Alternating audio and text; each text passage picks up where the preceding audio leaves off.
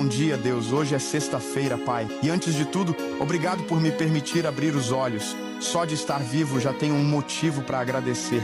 Obrigado pela minha família, pelo pão na mesa, pela tua graça que me sustenta todos os dias. Hoje quero te pedir, cuida de mim, me livra do mal, das distrações, das decisões precipitadas, que nada atrapalhe a tua vontade na minha vida.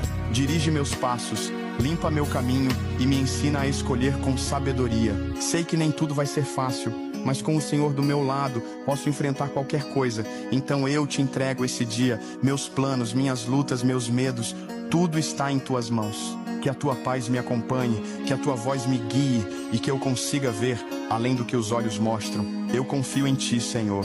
E por mais que eu não veja agora, sei que o melhor está vindo. Que seja um dia leve, guiado por ti e cheio da tua presença. Que o dia de hoje seja um dia abençoado com a tua presença. Em nome de Jesus. Amém.